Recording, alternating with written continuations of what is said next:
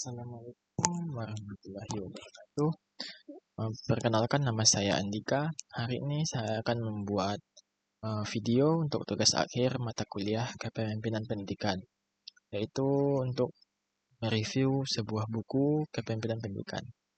Buku yang saya review di sini adalah buku Kepemimpinan Pendidikan yang ditulis oleh Sukarman Purba, Wiputra Cendana, Darmawati Salamon, dan lain-lain. Buku ini diterbitkan oleh Yayasan Kita Menulis pada tahun 2021. Buku ini terdiri dari 9 bab. Baiklah, langsung saja masuk ke pembahasan pertama, bab 1, yaitu pengertian dan konsep-konsep dasar kepemimpinan. Pada bab 1 ini dibahas pada poin pertama, yaitu pengertian kepemimpinan. Kepemimpinan berasal dari kata pimpin yang memuat dua hal pokok, yaitu pemimpin sebagai subjek dan yang dipimpin sebagai objek. Dalam bahasa Inggris, pengertian kepemimpinan disebut leadership, adalah suatu kekuatan untuk memimpin. Kepemimpinan diartikan sebagai hubungan erat antara sekelompok manusia karena ada kepentingan bersama. Dengan demikian, kepemimpinan merupakan kemampuan yang memiliki nilai seni dalam menggerakkan, mengelola, mengarahkan, dan memengaruhi kinerja sebuah kelompok untuk mencapai tujuan organisasi. Berikut adalah beberapa ahli yang mendefinisikan pengertian dari kepemimpinan. Yang pertama itu ada dari Robbins dan Judge pada tahun 2009 mendefinisikan kepemimpinan sebagai the ability to influence a group toward the achievement of a vision or set a goal. Kepemimpinan merupakan kemampuan untuk memengaruhi kelompok dalam mencapai sebuah visi atau tujuan. Selanjutnya, Toha menyatakan kepemimpinan merupakan kegiatan untuk memengaruhi perilaku orang lain atau seni memengaruhi perilaku manusia, baik perorangan maupun kelompok. Selanjutnya, dari Armstrong menyatakan kepemimpinan merupakan proses dalam memberi inspirasi kepada semua pegawai atau karyawan agar dapat bekerja sebaik-baiknya untuk mencapai hasil yang diharapkan. Sutrisno juga menyatakan kepemimpinan sebagai proses mengarahkan dan memengaruhi aktivitas yang berkaitan dengan tugas dari anggota kelompok. Dan yang terakhir dari Story yang menyatakan kepemimpinan adalah seni untuk memengaruhi tingkah laku manusia agar mereka mau bekerja sama untuk mencapai tujuan yang diinginkan. Jadi dapat disimpulkan bahwa dari pengertian ahli tersebut, kepemimpinan dapat diartikan sebagai suatu proses untuk memengaruhi perilaku orang lain, mengarahkan potensi, memberikan inspirasi, menciptakan visi bagi anggota kelompok untuk bekerja sama dalam segala situasi untuk mencapai tujuan organisasi. Untuk materi selanjutnya ada fungsi dan peranan kepemimpinan. Dalam kepemimpinannya, seorang pemimpin dalam memberikan pelayanan dan menjalankan organisasinya harus melakukan sesuai dengan fungsi dan perannya dengan baik. Di sini Kartono mengatakan bahwa kepemimpinan berfungsi untuk memandu, menuntun, membimbing, membangunkan atau memberi motivasi kerja, menjalin jaringan komunikasi yang baik, memberikan supervisi atau pengawasan yang efisien, dan mengarahkan pengikutnya untuk mencapai tujuan sesuai dengan waktu dan tujuan yang telah direncanakan. Siagian menyatakan ada 5 fungsi kepemimpinan. Yang pertama, pemimpin sebagai penentu arah, yaitu dapat mengarahkan semua anggotanya untuk mencapai tujuan organisasi.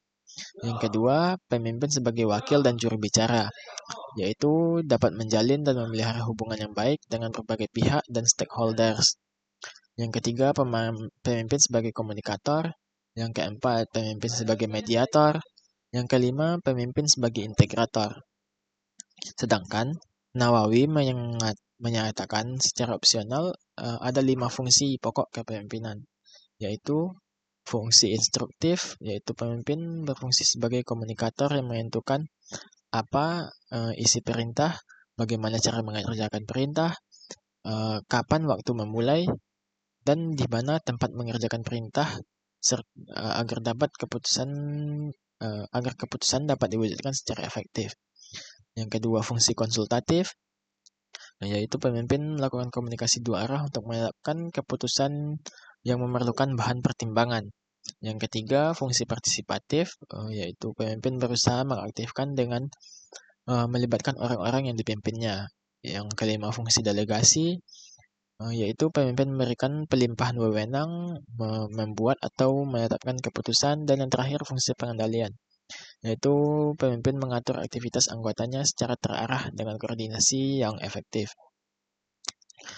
Selanjutnya, Susanto menyatakan peran kepemimpinan adalah sebagai kapten, sebagai dokter, sebagai eksekutor, sebagai ahli strategi, sebagai pelatih atau coach, sebagai group dynamizer, sebagai change agent, sebagai entrepreneur, dan sebagai corporate. Untuk materi selanjutnya adalah tugas-tugas kepemimpinan. Seorang pemimpin dalam menjalankan tugasnya sebagai seorang pemimpin sering menggunakan caranya sendiri, yang merupakan percerminan dari sifat-sifat dasar kepribadian seorang pemimpin.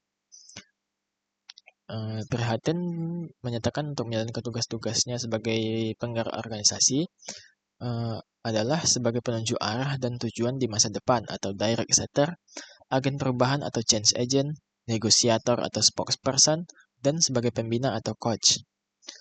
Sutrisno pada tahun 2017 menyatakan tugas-tugas kepemimpinan cukup banyak. Namun beberapa tugas-tugas yang penting adalah sebagai berikut. Yang pertama, sebagai konselor, yaitu seorang pemimpin bertugas membantu atau menolong sumber daya manusia untuk mengatasi masalah yang dihadapinya dalam melaksanakan tugas. Yang kedua, sebagai instruktur, yaitu sebagai instruktur, seorang pemimpin harus dapat sebagai pengajar yang baik terhadap bawahannya.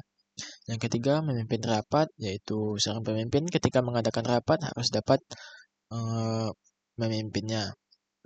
Yang keempat, mengambil keputusan, yaitu seorang pemimpin harus dapat mengambil keputusan yang tepat. Keberhasilan seorang pemimpin sangat ditentukan oleh keterampilan dalam mengambil keputusan. Yang kelima, mendelegasikan wewenang, yaitu seorang pemimpin memiliki keterbatasan waktu dan kemampuan, sehingga seorang pemimpin yang bijaksana harus mendelegasikan sebagian tugas dan wewenang kepada bawahannya. Yang kelima, asas dan sifat kepemimpinan. Asas kepemimpinan menurut Hamdan dan Kartono ada 3, yaitu kemanusiaan, yang kedua efisiensi dan kesejahteraan. Sedangkan menurut Hasibuan menyatakan bahwa ada 4 asas-asas kepemimpinan, yaitu bersikap tegas, rasional, bertindak konsisten, dan berlaku adil serta jujur. Selanjutnya, sifat kepemimpinan. Untuk menilai keberhasilan dari seorang pemimpin dalam kepemimpinannya dalam suatu organisasi dapat diamati dan dilihat dari sifat-sifat kepemimpinannya.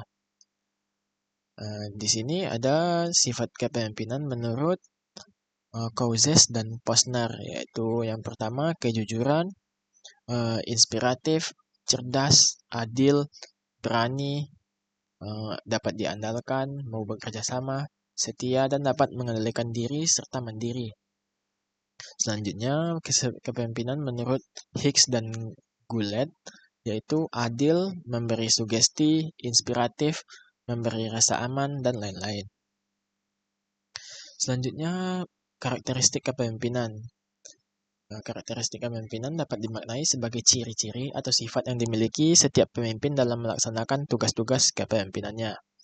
CRC pada tahun 2018 menyatakan ada 5 karakteristik kepemimpinan yang harus dimiliki oleh seorang pemimpin, antara lain Yang pertama, pemimpin mempunyai hati yang peka terhadap lingkungannya. Yang kedua, pemimpin menjadi teladan dalam lingkungannya. Yang keempat, pemimpin harus mampu mengambil keputusan. Dan yang kelima, mempunyai kemampuan untuk meyakinkan orang lain. Menurut Sunindia dan Widianti, pemimpin ada empat karakteristik yang harus dimiliki oleh seorang pemimpin, yaitu pemimpin harus peka terhadap lingkungannya, pemimpin harus menjadi teladan, yang ketiga, pemimpin harus bersikap dan bersifat setia kepada janjinya, dan terakhir, pemimpin harus mampu mengambil keputusan. Mungkin hanya itu penjelasan hanya itu yang dapat saya pahami dari bab 1 buku kepemimpinan pendidikan ini. Terlebih dan terkurang mohon dimaafkan. Assalamualaikum warahmatullahi wabarakatuh.